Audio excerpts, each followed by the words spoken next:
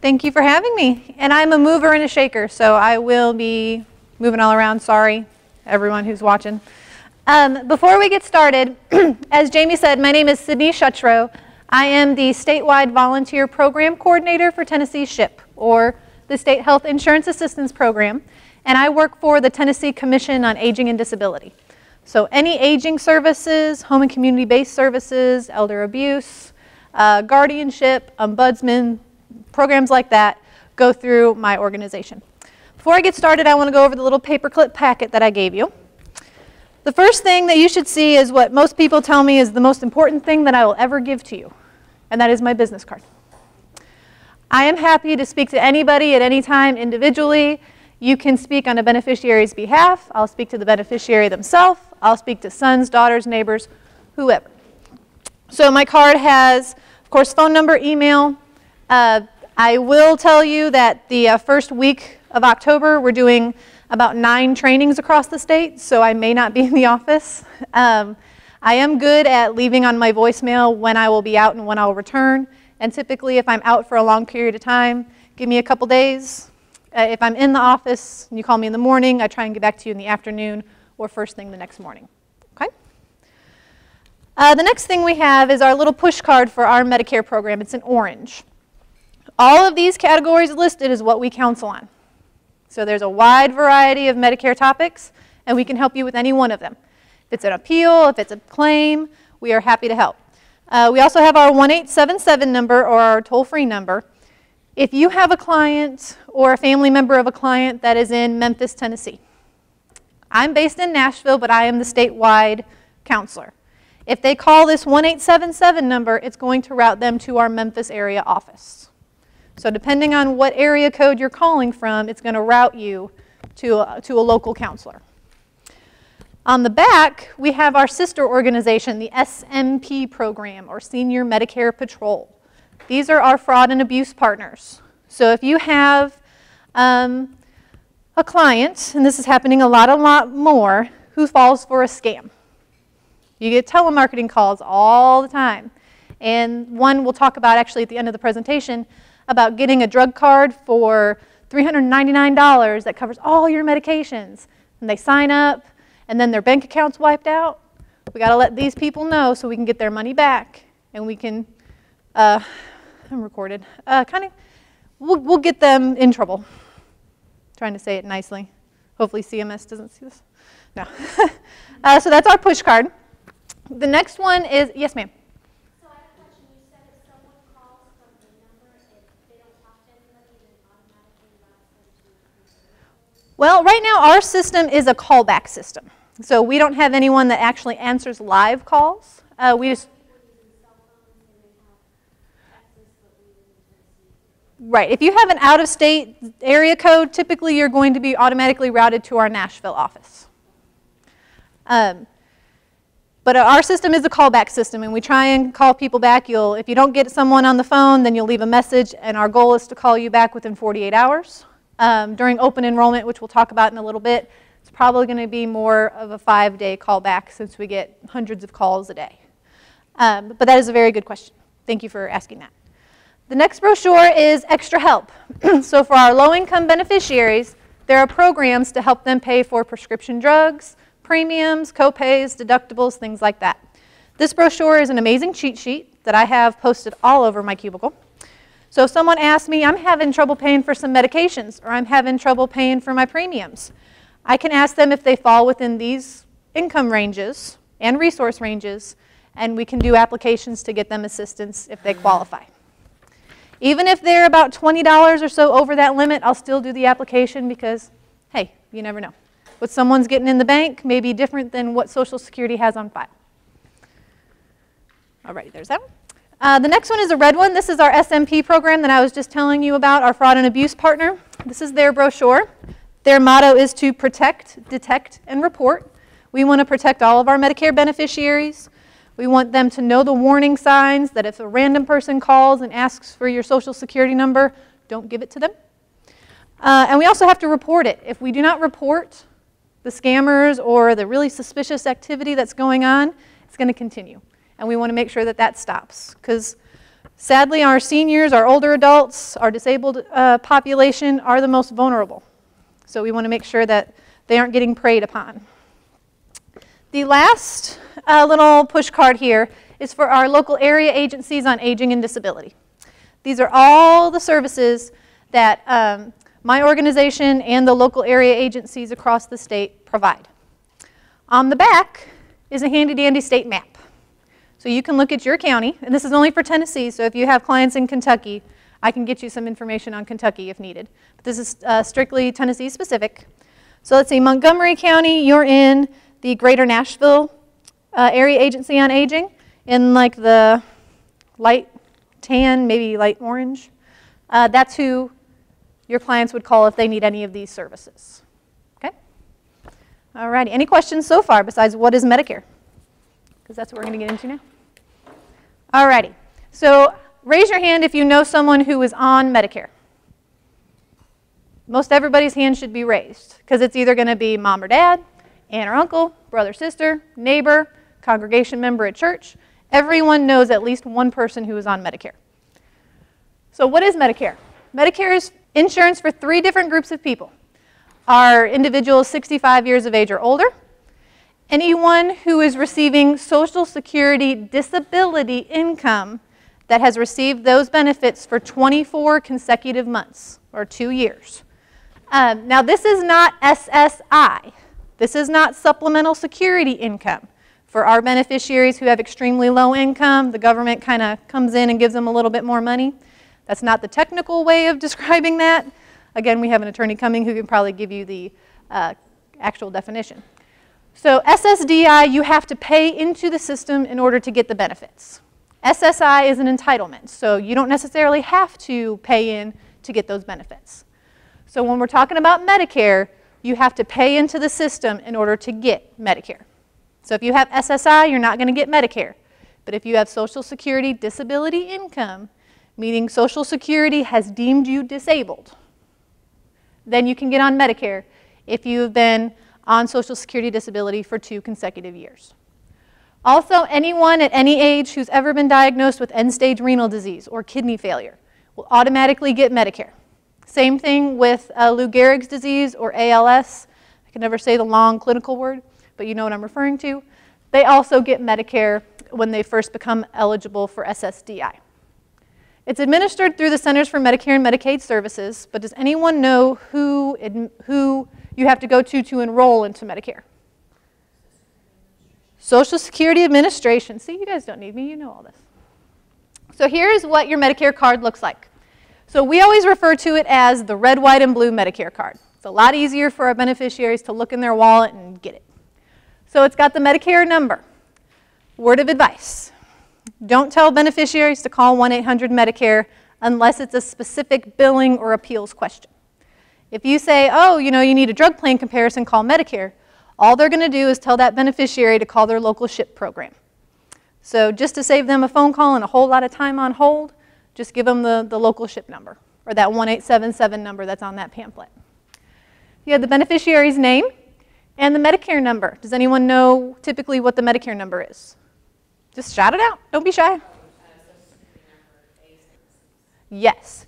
So typically it's going to be a Social Security number. Either your Social Security number if you're drawing off of your own benefit, a spouse's if you're drawing off a spouse, or even a child can have a parent's Social Security number if it's a disabled child drawing off of a parent. There's all sorts of letter and number combinations. Some are really funny. One is second alleged father. Not sure how you can justify that. But there's a whole long list that I can send you if you're interested. And as, what's your name, I'm sorry? Lori. As Lori said, it's going to tell you when you're entitled to hospital and medical insurance. Your Part A being hospital, Part B being your medical. We have to know those dates. It's also going to tell the gender of the beneficiary. My name is Sydney, but it's spelled the male way. So if my card comes and it says gender male, I have to call them back and say, hey, we need to switch something up, or else I may not be able to get my benefits when I go to my doctor and they see my gender's wrong. So always got to double check that. And of course, we want our beneficiaries to sign their Medicare cards as well. Some beneficiaries may not need hospital and medical right away. and we're going to talk about that a little bit as well. But for example, if you are still working and you are over 65 and you have insurance through an employer, you may not want to pay for 2 medical insurances if you don't have to. So we have 4 parts of Medicare. A and B we've already talked about, hospital and medical. Part C is an Advantage plan that's a little bit different. It combines your hospital, medical, and prescription drugs into one provider. And then we have Part D, the only one that makes sense. D is for drugs. Little alphabet lesson for you. Okay, I'm a very visual person, so I hope that you are as well. So this is what your options for Medicare looks like. You have, on this side, Original Medicare. This is nationwide coverage. You don't have to worry about network of doctors. You can go to whoever you want, whenever you want, no questions asked. It is an 80-20 split. So Medicare pays 80%, beneficiary is responsible for 20%. Typically, your Part A is free. You don't have to pay an additional premium. That's if you've worked 10 years and paid into the Medicare tax. Does anyone know what the Medicare tax is called? You can tell I like a lot of audience participation. What do you think? Have you ever looked on your pay stub to see what the Medicare tax was? Yes, there you go. It's the FICA tax. So that's the equivalent of 40 quarters. I always use my parents as an example and I'm recorded, and I probably shouldn't, but let's hope they don't see this. If you do not pay in those 40 quarters, you're going to have a very, very high premium, upwards of $407 a month. Ridiculous. So my mom has been a nurse for 40 years. That's the equivalent of 160 quarters, right? My dad was self-employed for most of his life. And when you're self-employed, you can pick and choose what taxes you pay. I assume my dad paid the FICA tax, but for the sake of our example, let's say he didn't. And he has no quarters in the system. Technically, he doesn't have any quarters, so he's going to pay the $407 premium. That's a lot. Now, my parents have been married for 42 years. As long as you've been married for 10 years, you can draw off of your spouse's benefit. So my dad's going to get a premium-free Part A because he's going to take 40 quarters away from my mom. But she still has all those quarters left, so they're good to go. If something catastrophic happens to me and I become a dependent child on my parents, my mom still has 80 quarters left. I haven't worked long enough in the system yet, so I can draw more quarters from my mom and be able to have my premium-free Part A as well. Does that make sense? Okay. Your Part B, your medical insurance, this year in 2015 is going to be $104.90. And we're going to get into all these numbers. You have them in your presentation as well. Your drugs, that varies. And then you also have the option to do what's called a Medicare supplemental plan. The supplemental plan covers the 20% of your hospital and medical benefit that Medicare doesn't pay. Of course, another part of Medicare, another premium. So if you have A and B, your red, white, and blue card, then you have a drug plan, that's another card, and then you have a supplemental plan, another card. You'll have 3 cards in your wallet. I call that all the bells and whistles of Medicare. So, again, nationwide, 80% is what Medicare pays, 20% is what you pay. On the flip side of the coin, we have the Medicare Advantage Plan, which is very, very similar to what Kathleen was talking about with the Affordable Care Act. You have networks of doctors you have to go to. There are co-pays. If you go to the doctor, it may be $10, specialist $30, a hospital $300 for the first 4 days in the hospital, something along those lines. And it's different between every single plan. So anytime a beneficiary wants to talk about an Advantage plan, we say call your doctors, your specialists, hospitals, durable medical equipment providers, pharmacies, anyone and everybody that you get health care from. Check with them to make sure they accept whatever plan you're interested in before you enroll into it. So beneficiaries have some homework to do on that end. And it's actually illegal to purchase a Medicare supplemental plan if you're enrolled into an Advantage plan. You cannot have both. Okay? So let's get into the nitty-gritty of these things. So Part A, again, is pays for your hospital stays. But I really want to stress a word to you. Inpatient hospital stay. If you are considered under observation, your Medicare Part A will not pay for it. It'll go under your medical insurance and you have 20% to pay for that hospital stay. 20% of a $100,000 bill, it's a lot of money. So we want to make sure everyone's in inpatient care.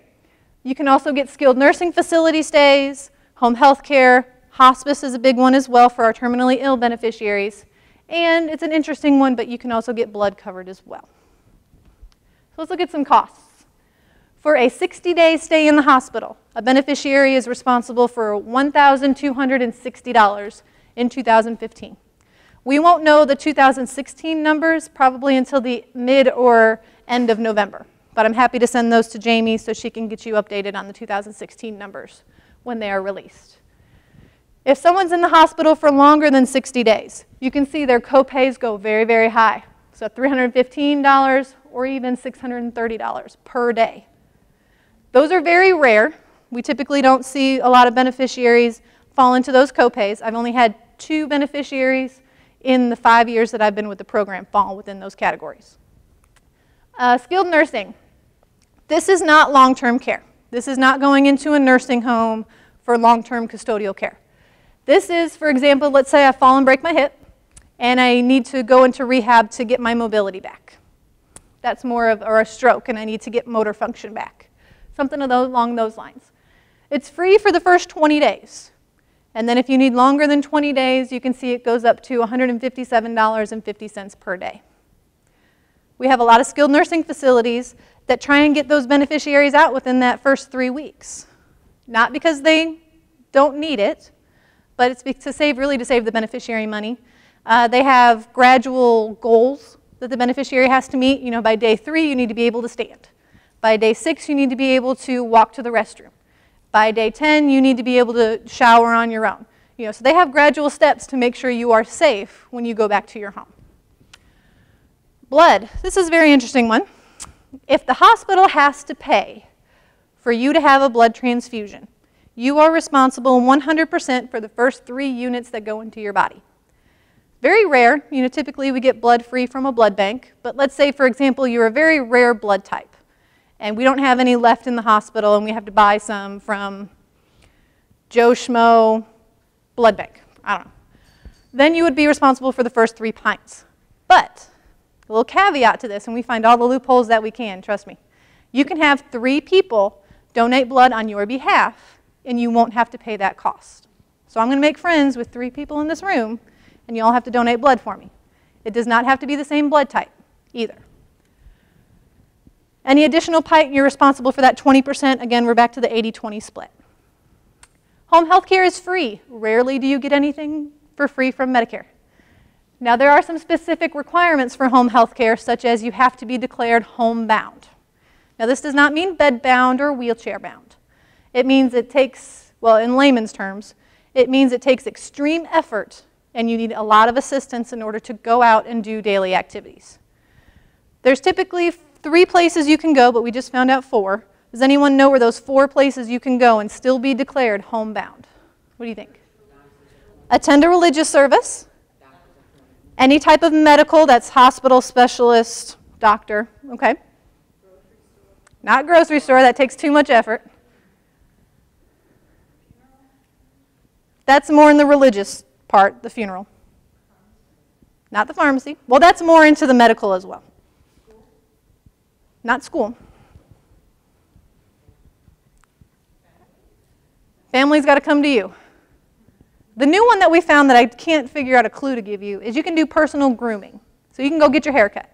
But I mean, you can't go get manis and pedis and all of that, or the spa for a day or anything like that. Just getting light grooming. The other one, my hint is it's typically located in a senior center, and it's for respite for the caregiver and socialization for the beneficiary. No, not bingo.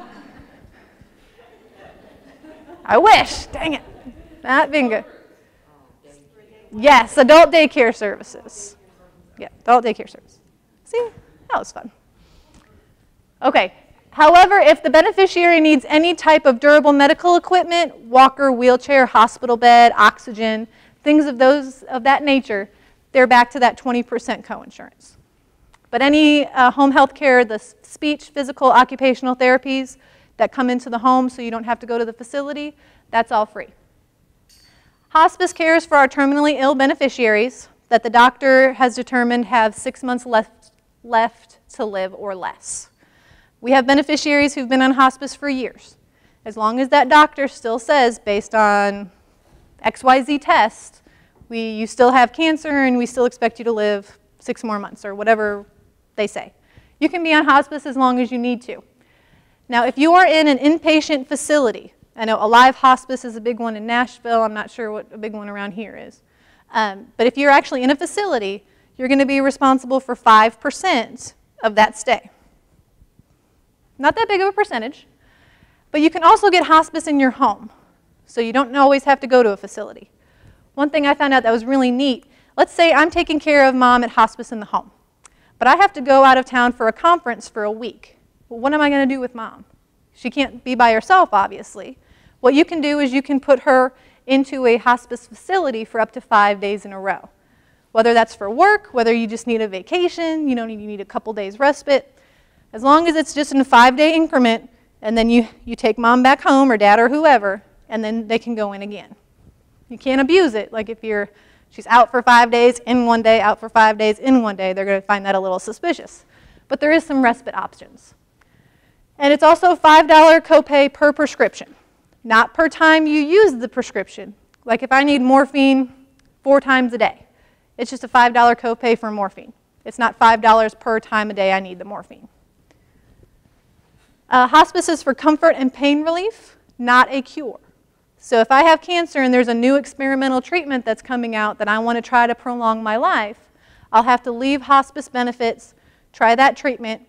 If it doesn't work and my doctor still determines I have 6 months or less to live, I can go back on my hospice benefit. Does that make sense? I'll ask that question a lot. Yes, ma'am. Are there any programs for terminal patients who elect not to be on hospice, who have caregivers who want to get away for maybe 5 days? That's a good question. The question was, are there any resources for a beneficiary who does not want to use hospice benefits but has a caregiver taking care of them so the caregiver can get some respite? In terms of Medicare, no. But that's where you may want to call the local area agency, and they may have sitter services, or a lot of religious organizations have some charity programs or funds that can help fund that as well. But in terms of Medicare, they don't cover that. Alrighty, that was part A. Questions on part A? It's a very broad overview. I promise it's more complicated than that, but I don't want to get into the complicated stuff. That's why you have my business card. So part B. Some beneficiaries are automatically enrolled into their medical insurance whether they want it or not. Automatically enrolled. If you're 65 years old and you're already receiving your retirement benefit, they're going to assume that you want hospital and medical insurance. If you're under 65 and you've been on SSDI for 2 years, they're going to assume that you want hospital and medical insurance. Or if you've been diagnosed with end-stage renal disease or Lou Gehrig's disease, ALS, or the really, somebody say that. Good. Darn, I thought I was not going to be the only one who couldn't pronounce that. Good job. I really do need to learn how to say that. So if you fall into those categories, they're going to automatically assume you want A and B. Everybody else has to enroll themselves. They're not going to send you your card right away. So for example, someone who has to enroll themselves, I'm 65, but I'm going to keep working and I have my employer insurance. So they don't have me in the system because I'm not getting my retirement benefit. Because I'm going to wait until I'm my full retirement age to start receiving my Social Security benefit. They don't have everybody red flagged when you turn 65 that, oh, you're eligible for Medicare. So if you're going to wait to get your money, Social Security is not going to remind you that you're eligible for Medicare. So this is the most important 7-month period for a new beneficiary on Medicare. It's called your initial enrollment period. So let's say I'm turning 65 and I have no other insurance. I have 3 months prior to my 65th birth month, the month I turn 65, and 3 months after to enroll into my medical insurance with no penalty. My birthday's in December, so technically September of this year, this month, I can start getting my Medicare in order for it to begin December 1st. Is anyone here born on the first day of a month? Okay, there may be somebody watching. If you were born on the first day of the month, let's say I was born on December 1st, My Medicare is actually going to begin November 1st, the first day of the previous month. If you are born between the second and last day of a month, your Medicare begins the first day of that month. My birthday is December 16th, so my Medicare will begin December 1st. Okay? So I can start in September, and then I have October and November in order to get everything that I want. If I want an Advantage plan, I want to enroll into it. If I want a drug plan and a supplement, I want to enroll into it 3 months prior. If I wait until December, my birth month, then I'm going to be delayed my coverage for 1 month. I'm not going to have insurance until January. If I wait until January, I'm going to be delayed 2 months. So my Medicare won't begin until March. If I wait until February, my Medicare is going to be delayed 3 months. So I won't have it until May. And if I wait until March, I'm going to have to be delayed another 3 months, and I won't have insurance until June. Do you see why this is important? We want to make sure we get beneficiaries in this first 3 months period so we can make sure there's no gaps in coverage. If I wait until April to enroll, I can't. I have to wait until a general enrollment period, which I believe I'm going to talk about in a second. Alrighty, so automatically enrolled, we already talked about that. Initial, we talked about that. Aha, here's our general. So it's April now, and I did not enroll.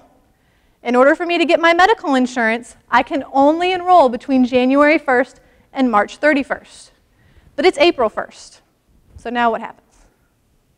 I have no medical insurance the rest of the year because I did not enroll when I was first eligible, and it's past the January 1st and March 31st date. So let's say it's 2016, and I enroll. I enroll between January 1st and March 31st. But my coverage is not going to begin until July of that year. And I'm going to get charged a penalty because I've had no other insurance. So I'm going to get a 10 or 20% penalty because it's for 10% for each 12-month period I was eligible, but I did not enroll. I'm going to get charged a penalty. Yes, ma'am? Great question. The question was, if you have insurance and you lost it, do you get exempt from this penalty? Yes. As long as your insurance is considered credible with Medicare, meaning it's as good or better, or that 80-20 split. All right, so monthly premium, we already talked about this. For 2015, if you fall within those top income brackets, your premium is $104.90. Now, Social Security looks back 2 years at your tax return. So it's 2015. They're actually going to look at your 2013 tax return. We just filed 2014 at the beginning of this year, so it's not fully processed or whatever, and not, not concrete. So they look back 2 years. So if you make even $1 more than $85,000 as filing as a single individual, your premium is going to go up by $42. So on and so forth. As you can see, the more income you make, the higher your premium is going to be. Now, I have counseled some judges in the past, which was scary and good all at the same time. So what happened was one of my judges said, well, in 2013, I made $400,000.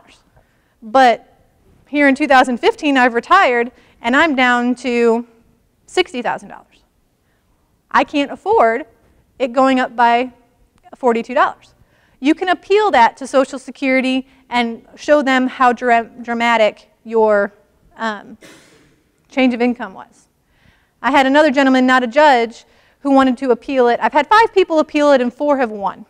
The one who didn't win had $1 million in the bank account. So they were like, okay, for 2 years you can pay an extra $42 a month. So you can't appeal it if you have a higher income and your income decreases.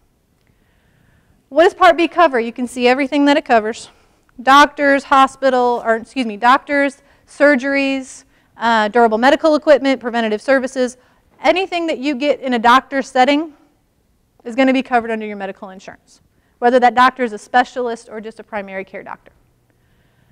So here's some preventative services, and all the preventative services on Medicare are free. Now, how often you can get these preventative services can vary between benefit. For example, a colonoscopy, that's one of the ones that we get asked all the time. If you are at low risk, you can get a colonoscopy for free on Medicare every 10 years. If you're at higher risk, You may be able to get it every 48 months or every 24 months. It really depends on how the doctor classifies your risk. But every year, I mean, we get a flu shot every year. You get a yearly wellness exam starting the second year that you're on Medicare. So that's when you get poked and prodded and tested and all that good stuff. Ladies, we get our mammograms and pap smears. Guys, prostate cancer screenings. You can see these are just a few of the preventative services. We couldn't fit. I'm sorry? Maternity. That's not a preventative service, but it is covered under Medicare. Because, not at 100%, it'd be the 80-20 split. Because we do have beneficiaries who are under 65 with. A lot of young soldiers that get out and they collect SSDI Yep. because they're unemployable. They can get pregnant. Absolutely, absolutely. And I've actually, in the 5 years with the program, there have been 2 women who were over 65 and pregnant. So, yeah. One was natural and the other was a surrogate for her daughter. So it does happen. But yes, maternity is covered, but it's not a preventive service. So what do you pay? There is a deductible having to do with your medical insurance. It's not a huge one, $147. And again, we already talked that everything is an 80-20 split. Prior to 2011, when the Affordable Care Act was put in place, mental health services were 45% coinsurance. That's huge. Starting in January 2014, we advocated for this for years. SHIP is 25 years old. We always thought that mental health is just as important, if not more important, than your physical health. So in January 2014, we were very, very excited when the mental health went to 20%, just like the physical health. So if you have employer or union coverage, so I'm 65 and I work for the state of Tennessee and I want to wait until my full retirement age of 67. So I don't necessarily need to take my medical coverage right away. If I have credible coverage and I am actively working, or if I'm married and my spouse is actively working, I may not want to take Medicare when I'm first eligible. You always want to check with your HR person to see how Medicare works with your insurance, of course, because we don't have information on all the different insurances that are out there. But 9 times out of 10, they will let you opt out of Medicare and keep their insurance as long as you're actively working. Now, when you retire, you have 2 different options. You have COBRA. Usually I get a moan or a groan from the crowd.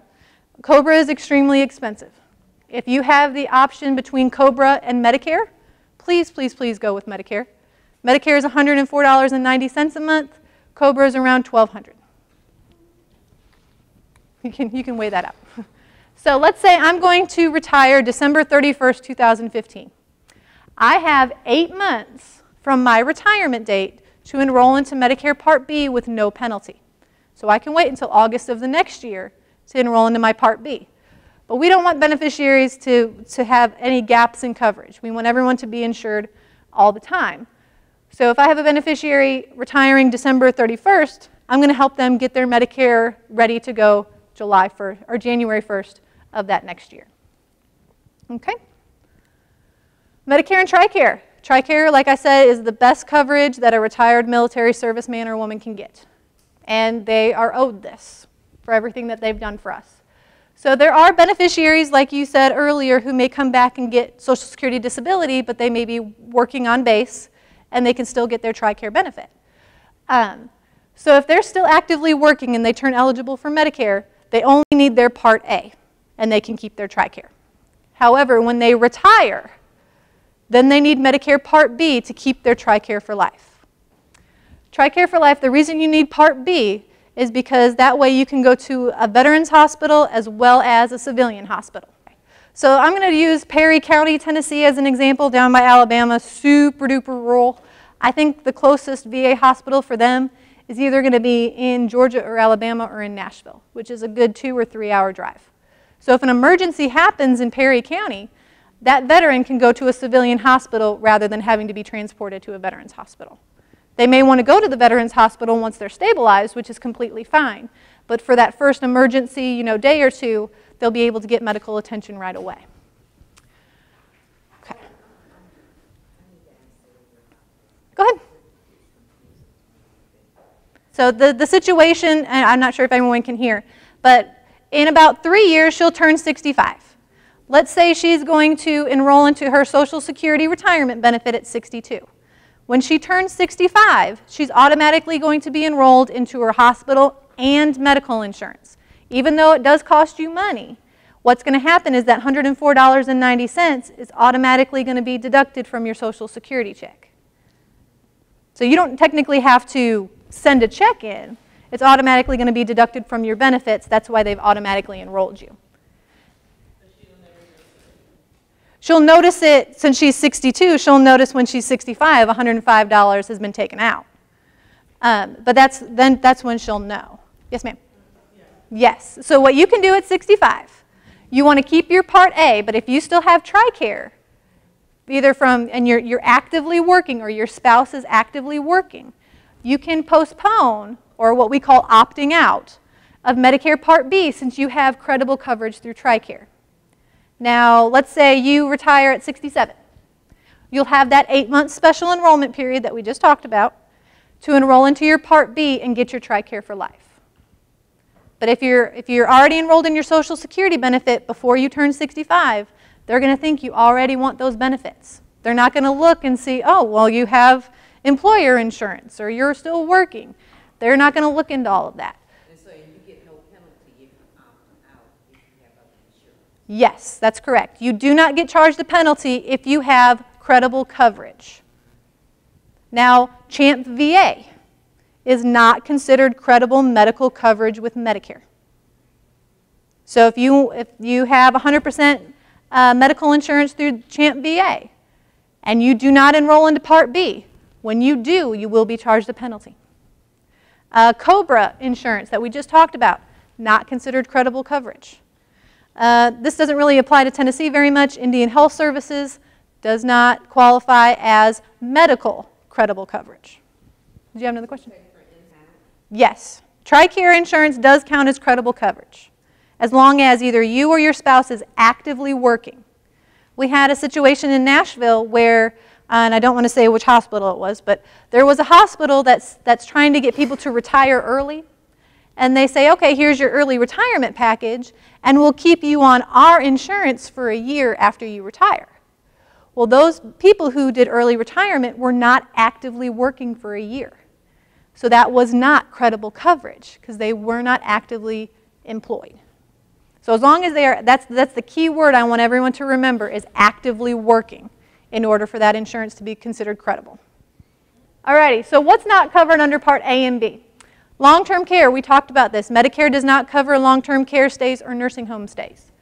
Routine dental, vision, or hearing services are not covered. If you need a filling or a tooth extracted, Medicare is not going to pay for it. Cosmetic surgery, acupuncture, not covered. Now there are some extreme examples or extreme exceptions to these rules.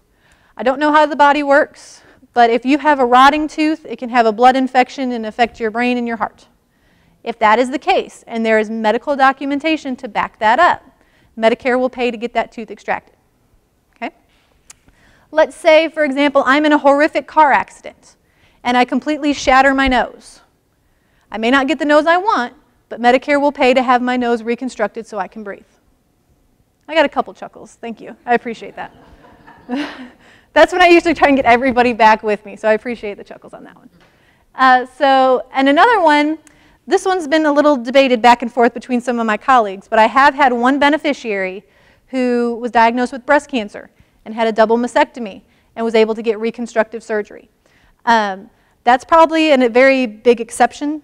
A lot of my colleagues say they typically get prosthetics, but I did have one beneficiary that actually was able to get the full reconstruction. Now let's recap. You have to have a deadly blood infection. You have to be in a major car accident, or you have to have cancer. Again, not routine stuff. Alrighty, any questions on A and B? Alrighty, this is the worksheet that we use to compare drug and Medicare Advantage plans for our beneficiaries. So when a beneficiary says, I'm new to Medicare, what is my best drug plan? We ask them these questions on this worksheet, the front and the back. If they fill this out, we can go into Medicare's database, the Medicare.gov Plan Finder, put in all their information, and it's going to tell us what their most cost-effective drug plans are. So drug plans are available to everyone on Medicare, whether it's through the standalone drug plan on Original Medicare or the Medicare Advantage plan. So we do have some 2016 numbers. Medicare has been updated for this. Monthly premiums vary. We did find out that the cheapest plan premium for a drug plan is going to be $18.40 next year. This year it's $15.60, so it has gone up. The maximum yearly deductible is $360. Kathleen mentioned this a little bit in her presentation, but the donut hole, who's heard of the donut hole or coverage gap? Ugh. Alrighty. So this is closing, like Kathleen said, in 2020, but what the donut hole means is when the full cost of your drugs reaches $3,310, the beneficiary is then responsible for 45% of their brand name medication costs and 85% of their generic medication costs. So you're starting out with the year and you're paying $25 for 5 of your medications. All of a sudden, you go to the pharmacy and they say your medications cost you $300 this month. Why? What happened? What is this big dramatic change that happened to me? Well, you hit that donut hole. To get out of the donut hole, that $3,310 has to increase to $7,062.50. Then you get out, and you're in what's called catastrophic coverage, where you're responsible for 5% of your medication costs. Now, if you take 1 or 2 brand name medications, or if you are insulin dependent, odds are you're going to fall into this donut hole. If you take all generics, typically you won't, unless you take about 20 generics. Then you may fall into the donut hole. And that's why we use this worksheet and we use that comparison tool. We can tell the beneficiaries, you fall into the donut hole, and this is the month that you're going to, and this is what it's going to cost you. So one resource that's out there to help prevent beneficiaries from falling into the donut hole is called Extra Help. And that's what this brochure that we talked about at the beginning. Here are the income guidelines for Extra Help. So it's people with low income and low resources, but there's a few groups that automatically qualify to get their medications paid for. Those are individuals who have Medicare and Medicaid, or TennCare in Tennessee. Those who are receiving supplemental security income, not SSDI, but SSI. Are you confused yet on all of our... and anyone that is enrolled into a Medicare savings program. If a beneficiary does not fall into those 3 categories, they have to enroll themselves. And here are the income guidelines that are in that brochure. And SHIP, we love to do these applications, just so you know. So for a single individual in 2015, we won't get the 2016 guidelines until February, March of next year is when the federal poverty guidelines get announced again. So these will be for the next few months, $1,479 for an individual or $1,986 for a married couple. Resources, meaning checking account, savings account, stocks, bonds, mutual funds, IRAs, some kind of those investments. But it does not count the home that you currently live in or the car that you currently own. Those do not count as resources. So for an individual, you can have $13,440. And for a married couple, $26,860. If you meet both of those requirements, you could get assistance to pay for your medications. And then you will be exempt from the donut hole. You will never fall into it if you fall into those 2 categories. There's multiple ways to apply. There is a paper application, but that takes a long time. Call our office. We actually have a special grant to target these individuals. Part of it pays my salary, so please send those people to me. You can go to the Social Security office. They'll do it for you. It's through Social Security. Or the best and easiest way is just to do it on Social Security's website. I love that you can apply on someone else's behalf. So if Kathleen's uncle, which I think you've referred your uncle to me before, if Kathleen wants to apply for Extra Help for her uncle, I don't have to talk to her uncle. I don't need a 3-way call with her and her uncle. I just need, hey, Kathleen, you need an income, the Social Security number, all that information, and I can apply on behalf of him through her. When can you join switch a drug plan? Most important time of the year, October 15th through December 7th. Not only is it a holiday, or when the holidays start, but that is the Medicare open enrollment. Kathleen talked about the ACA open enrollment. Please do not get those 2 open enrollments confused. ACA, November 1st to January 31st. Medicare, October 15th through December 7th. We just sent out across the state about 10,000 of these worksheets to previous clients so we can review their drug plan. We're starting to track our savings with SHIP, and just this year we average about $2,000 per person that we save in medication costs alone. So this time is the most important time, like I said. You may have the best plan ever this year. You may only pay $5 per prescription. Next year, the same plan that you're on may increase their premium by $50. Have a $360 deductible, and 2 of your medications are no longer on the formulary. So that's why we need all beneficiaries to double check. Just make sure that, hey, everything is still looking good, or the most I've ever saved someone was $15,000. So you can have a couple dollar savings, or it can be a life-changing savings. We're going to talk about the disenrollment period in another section. Special enrollment periods. You can see them all listed here. I know I'm running out of time. We have 2 amazing ladies back there who want to talk to you. So you can see all of those. They're in your handout. But if you qualify for a special enrollment period, you have 63 calendar days to enroll into a new plan. So for example, I'm originally from Indiana. If I move back home, the day that I move back home, we'll say it's December 1st. That's when my 63-day calendar day, not just days of the week, not work days, but 63 calendar days will begin. Okay, a Medigap policy. This is what we were talking about that pays the 20% that original Medicare doesn't pay. It's called filling in the gaps, or we call it a Medigap plan. Can only be on original Medicare, and you can only be sold plans through companies that are licensed to sell in your state. So if you have someone from Kentucky calling you and saying, hey, we have this supplemental plan, be cautious because they're out of Kentucky and they may not have a license to sell in the state of Tennessee. Some do, but maybe not all of them. So the best time to enroll is when you, on your red, white, and blue card, you have Medicare Part B. So for example, let's say Medicare Part B, September 1st, 2015. That's what it says on my red, white, and blue card. I have 6 months from September to enroll into a Medicare supplement policy with no medical underwriting. After that 6-month period, I can be subject to medical underwriting and be denied for pre-existing conditions.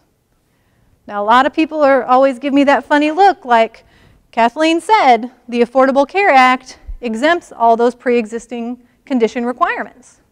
That did not translate into Medicare because Medicare supplemental plans are not considered essential coverage to a beneficiary. So the only thing that I'm aware of, and you may know of something different, where medical underwriting still exists is with a Medicare supplemental plan. Boo. Right, after that 6-month period, you're going to be subject to medical underwriting and you could be denied. So whatever Medicare, if Medicare doesn't cover it, your supplemental plan is not going to cover it. Medicare doesn't cover long-term care, your supplemental plan is not going to help you if you go into a nursing home. There's a lot of different plans that are available. You can see this big, long chart. So without confusing you even more, depending on what coverage you want is how much Medicare your Medigap coverage is going to pay. So the most popular plan is that plan F as in Frank. That's right there in the middle. Covers everything. You'll literally have no out-of-pocket expense for your hospital and medical coverage. The more benefits that are covered, the higher your premium is going to be. So some people may consider, you know, a D or a G plan. That doesn't cover a couple things, but it still covers a majority. I go through these charts with everybody. We have another comparison system that we purchased that we can help beneficiaries determine an estimated starting premium that they would possibly have to pay. So feel free to refer people to me. Whatever, we already talked about this. Whatever is not covered under original Medicare is not going to be covered with your supplemental plan. Advantage plans. Okay, so we're switching gears. Remember our little, yes ma'am?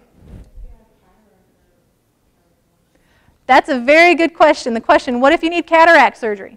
The only vision the only vision procedure that is covered under Medicare is cataract surgery. That's the only thing you can get. If you want LASIK eye, not covered. If you just want to go to your eye doctor just to get a regular exam, Medicare, original Medicare is not going to cover that. Your red, white, and blue card will not cover that.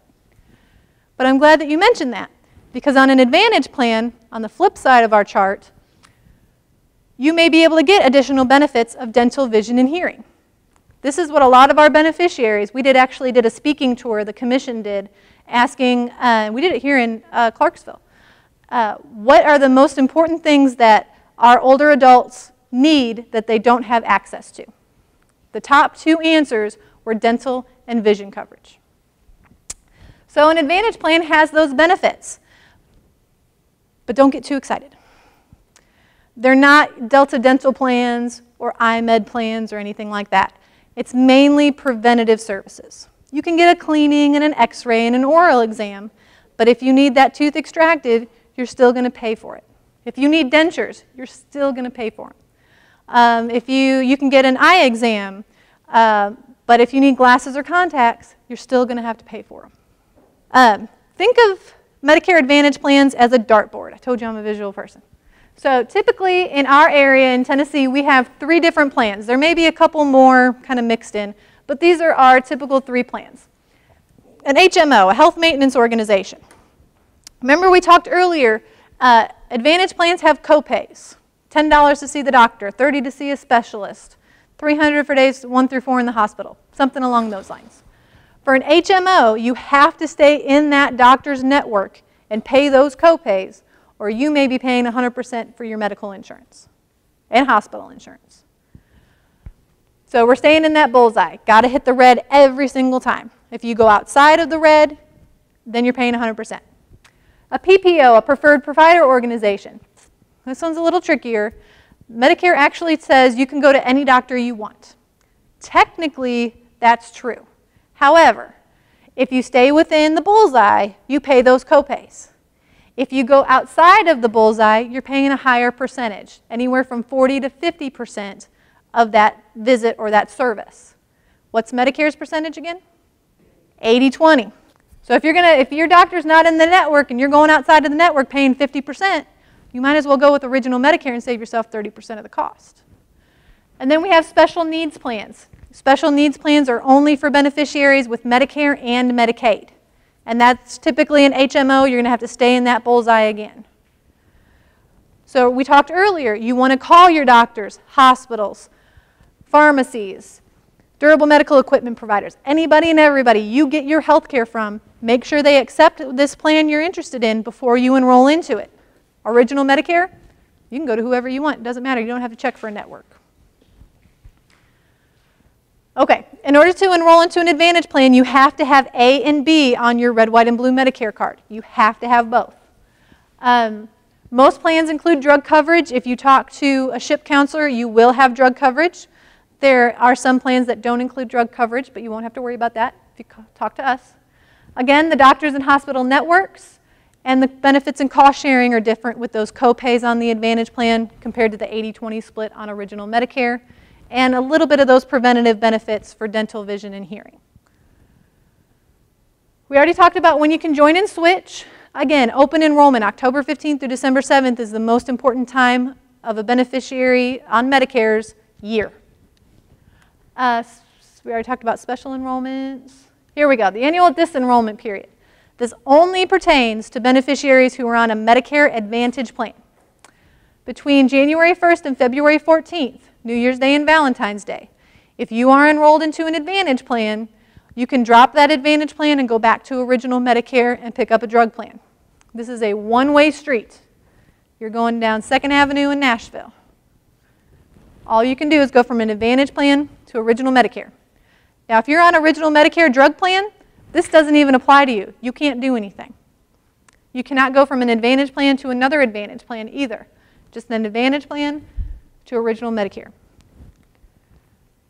I talked about our SMP program a little bit at the beginning with their brochure. Again, their mission is to protect, detect, and report. We want to make sure that all of our beneficiaries know those warning signs so we can protect them. Don't give out your social security number, which is really funny that we say that because we need it. So we say, don't give it out, but then we turn around and ask them for it. So my word of caution is don't give it out to someone that you don't know. So if you call a SHIP and a SHIP person calls you back, you know that you initiated that phone call. But if you get someone who says, for example, we have a prescription drug card that covers all of your medications, but never asks what your medications are, and says it's just going to cost you a one-time fee of $399 and all your medications are going to be paid for. If you fall into the donut hole where you're paying that $7,000, $399 sounds amazing. What they'll do is they'll say, well, I need to know your Medicare number in order to verify that I'm talking to the correct person. One, they called you, so they know you are who you are. And again, what did we say your Medicare number was? Your social, a husband's, or a spouse's, I should say, not just a husband's, or maybe even a parent's. So right there, identity stolen. Then they're going to say, well, due to the cost of postage going up, a couple pennies, my supervisor will not let me mail you an invoice. Give me your bank account information and we can just automatically deduct that from your bank account. Well, our scammers, and I hate calling them sly, but they're getting clever. I don't know if you know this, but your routing number to your bank account is public record. They can go online and say, Kathleen, your routing number is 123456789. And our scammers tell our 90-year-old beneficiaries, hey, this is your routing number. We just need you to confirm that we have the correct account number. Making them feel like, okay, they know all my information. There goes the account number. There also goes your checking and your savings account. And they send you a drug card. So those scammers who aren't as greedy, which I haven't met any, but if there are some out there, that only take out that $399, they send you a drug card. We had one lady fall for this twice. Poor lady. She got her card, she took it to the pharmacy, and it helped pay $1 on one of her medications. Yes. We got her money back both times. And now I believe the guy who duped her both times is in jail. So, yay, yes. Anybody have any questions? So everyone who's watching, you didn't get my business card, but there's my information.